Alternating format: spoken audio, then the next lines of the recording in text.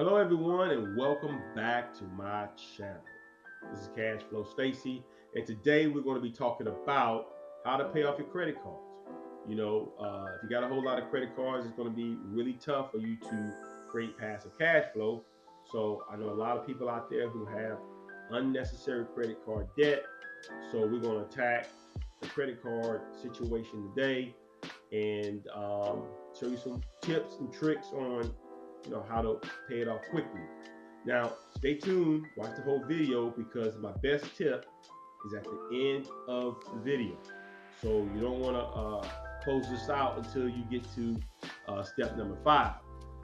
But the first step you want to do is you want to prioritize the card with the highest interest rate. Why? The card with the highest interest rate will cost you more in the long run. So it's important to pay that one off first.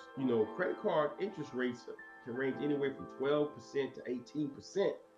And though it doesn't seem like a lot, but it is a lot, when you add it up over the long term. And if you're paying the minimum balance, it could take you 30 years to pay this thing off. So the next thing you want to do is you want to create a budget. Determine how much you realistically can pay on the credit card debt each month and stick with it. This is going to help you stay on track. So, you put your money in the right place in order to pay off this debt. Third thing you want to do is, you want to increase your income, give you a little side hustle, whether it's pressure washing, whether it's doing part-time work, whether you're a freelancer, doing Uber, doing Amazon Flex. All these little side hustles out here today you can use to increase your income temporarily. This doesn't have to be a permanent thing, but this is a temporarily thing that will allow you to gain more income. That's going to free you up, free these credit cards up, which is going to free your time up, free your life up for financial freedom. Number 4, you want to cut your expenses. In this area, when you cut your expenses, it's going to free up more money, which you can also pay toward that credit card, either with the highest interest rate or the one with the lowest balance. Ways you can cut expenses, you can things like unnecessary subscriptions to video channels, Netflix, Prime. Everybody got Netflix, they got Prime, they got Hulu. Oh, man, how much TV can you really watch? You might want to eat out less, buy your food, cook your food versus, going out to a restaurant. I'm not saying don't treat yourself. What I'm saying is, some of these meals, if you cut them out, you can take that extra money and put it toward these particular credit cards, because at the end of the day, you have a certain goal, where you want to be, what you want to do, and how you want to do it. And reducing this debt that's hindering you could be one of the things that could propel you forward. My last step, which is the icing on the cake, which is the juice, which is the master plan, is the snowball effect. Okay, so what they call the snowball effect is where you take the lowest credit card balance, smallest one. It might be a Visa, and you may owe $500 on that Visa, and you're paying that Visa card, $20 a month minimum balance.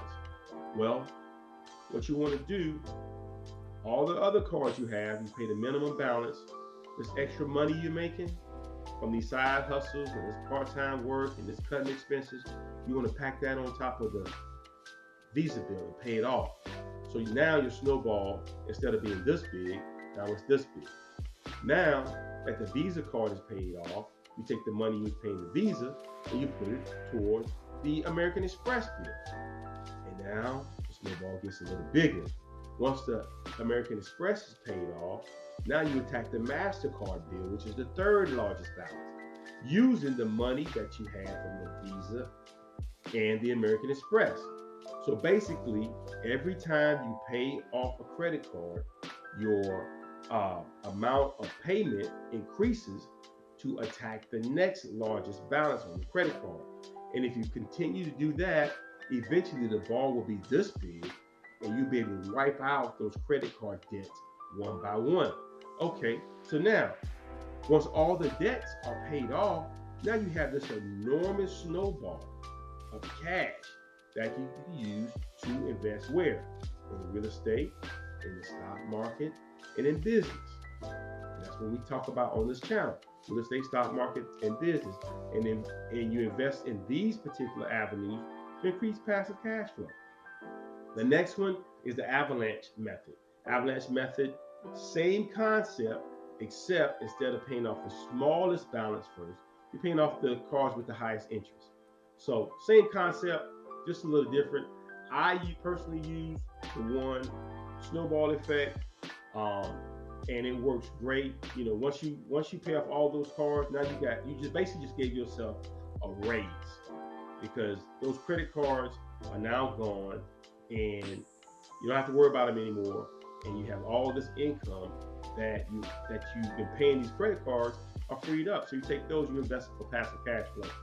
So remember, paying off credit card debt can be tough, but it's not impossible.